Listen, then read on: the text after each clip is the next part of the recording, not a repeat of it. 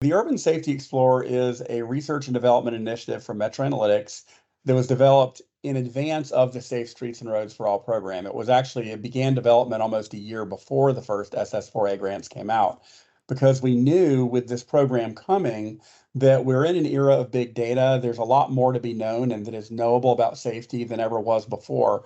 So we reached out to certain partners to try to see how can we utilize things like passive data, vehicle transponder data, other information to make better safety plans because we knew that people were going to be trying to make safety plans and there was still a lot that was missing from our current safety planning that was available out there in the marketplace. So what is Urban Safety Explorer? Well, Urban Safety Explorer is a body of work in Metro Analytics that can be viewed through a dashboard integrating big data from auto transponders, which we first got from Ford. They're now available from Michelin and GM and other places. Cell phone data from the Alphabet company, basically, that made Google and their Replica platform. Local crash data, census demography, and local land use and health data to readily pinpoint areas where there is a confluence of risky walking and driving behaviors as well as an exceptional or unusual patterns of pedestrian activity, maybe a high concentration of pedestrians, or particularly at-risk populations, whether that's your low-income minority, non-driving, transit-dependent populations. What is different about it from a lot of the other things that you see out there is that a lot of the other safety dashboards, like for example, the FHWA publicly available dashboard, gives you an opportunity to look at census data and crash data, but they don't always create the ability to see the near crash events, like the hard braking or the vehicle data.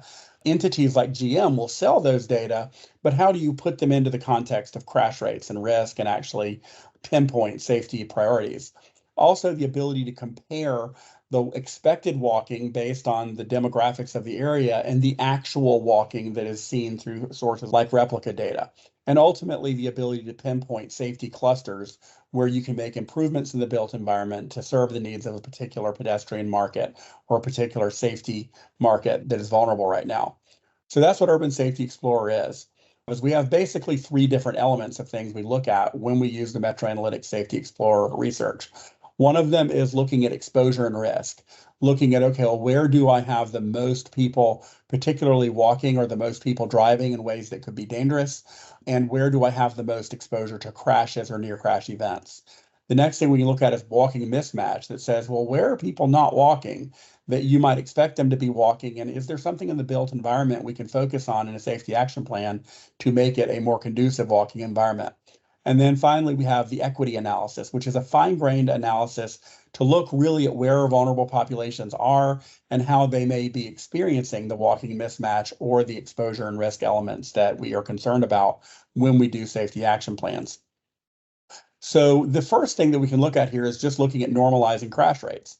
We have pedestrian involved crash rates. This is a fairly traditional analysis. Just about everybody does it, where you can look and you can see, all right, well, where is my highest concentration of pedestrian crash rates per pedestrian walking or per auto?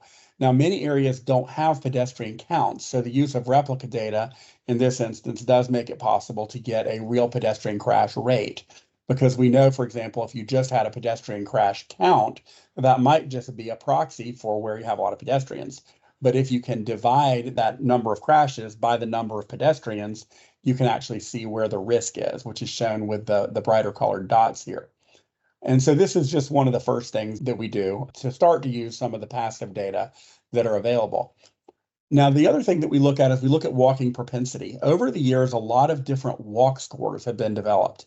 These scores develop things like census data and other available data to look at where do we expect there to be a propensity for walking based on population density, employment density, low vehicle households, a density of transit stops, park proximity. These are all demonstrated factors that are known in the research to account for where people are likely to walk, where you expect there to be a really active walk market. However, when we use passive data, one of the things that we discover is that areas where we would expect people to be walking don't always have people walking. And if we find areas where there is a high walk score because all of the walking ingredients are there, but yet they are not walking, those are areas that we might want to look at in a safety action plan to say, could we better serve those areas? So in this example, all of these examples are from Broward County, Florida.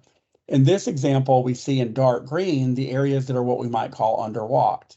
They're areas where the passive data from the alphabet replica system show us there are a lot fewer people walking than you would expect using the traditional walk score methods. The reason is probably not because there's not a pedestrian market. The reason could have something to do with the built environment. So these dark green areas are areas that we can draw attention to in our safety planning. If you look at that together with where our crash rates are, we start to see a confluence of areas where we have people getting hit and people choosing not to walk. And so these start to give us some guidance about where we want to focus in our safety action plans. Now, another thing that we have are the hard braking events. On the prior map, we saw where people were actually getting hit. But here on the same map, overlaid with the underwalked areas, we have a lot more areas where people have not yet been hit, but there have been hard braking events and events that appear to be from the vehicle behavior like a near crash situation. So here we can see other areas that we would not have seen before. Now, in this case, we have both the underwalked areas by comparing the actual walking that we see in replica to a walk score we'd expect from census overlaid with near crash events. So at this point, all of the intelligence that we see on this map is intelligence that we will be missing if we only used crash rates and census data. This is information that makes really great use of some of the newer big data sources that people are trying to use in the safety action plans. And again, it can drive our focus to certain areas where we have opportunities in our safety action plans that we might not have realized before. So then another thing that we can do, obviously, is we can also look at those pedestrian involved crash rates relative to where our poverty and low income and minority areas are. And here we see in the purple background, we can see that there are certain areas, obviously, of Broward County where you do have a very high concentration of your poverty and non-white populations. And that also overlays with where you have pedestrian involved crash rates. So then you can also, while you're looking at it, again, look at the hard braking events and you see even more areas and even more potential clusters, intersections, and corridors on which to focus in your safety action plan. This is the basic intelligence that goes into Urban Safety Explorer. So from what we've looked at here, we can see how you can't get all of this if you just go and get NRICS data, or if you just go and get replica data, or if you just go and get GM or Michelin or other smart vehicle data. But there is a methodology for putting it together where you can take a tour through your community, you can zoom in on the community, and you can start to identify where your safety clusters are, where you can achieve equity and you can achieve significant reduction of risk, even for places where crashes haven't happened yet. And so the Urban Safety Explorer is one of the things we do in Metro Analytics to contribute to safety action plans. Again, the SS4A grants were not in existence when we first did this research. So these are all things that now can be applied in the SS4A grants or any other project where you're really focusing on neighborhood safety and trying to elevate areas that you might have overlooked before. So in doing an SS4A action plan, essentially don't lose out on the opportunity to find these areas. Don't lose out on the opportunity to get these investments and to make them. SS4A is a generational opportunity. It may only come along this one time in our lifetime. And wouldn't it be too bad to take a multi-$100,000 safety grant and just go and check the box so you can build some projects that you already knew about, when there might be new areas that you can identify and do things that will be in the interest of the future of the community.